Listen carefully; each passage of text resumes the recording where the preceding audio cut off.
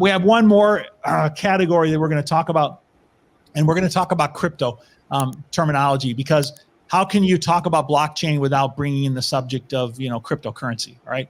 So let me jump in first of all and say, Gabe, just tell us what is cryptocurrency, from your experience. Yeah, so either they can be called a digital token or a digital currency.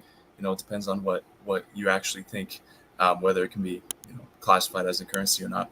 But they are just an alternate form of payment that's online.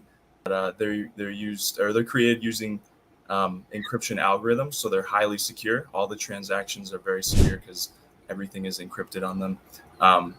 Luis, I know that we talked a little bit about wallets earlier, or did we? Accounts? No, but we'll bring that up. That's good. What is a wallet in terms of cryptocurrency, Gabe? Right. So that's where we're going to be holding. Well, not technically holding it, but that is where they are stored. They're actually stored on the blockchain. The actual funds are stored on the blockchain. But if you were going to send, cryptocurrency from one person to another, you would have a wallet that's either on your computer, or you can have a physical device that's not online. So you can have an offline wallet as well for extra security. Yeah, we're gonna get into more details on that, but also let me just add is that there are airlines that have started to accept cryptocurrency already as payment for tickets, for transport. And so, you might look at yourself and you might say, well, these technologies don't really affect me. I'm not involved in it. I gave a statistic in one of my pre-broadcast, shows that I did.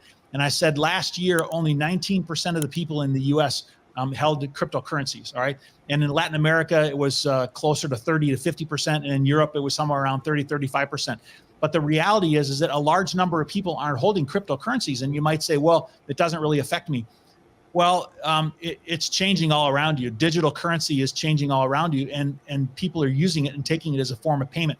And so that's why we're wanting people to understand these things. Why is it important for us to understand these things and bring it into our terminology? Is because we need to consider them, for how we apply.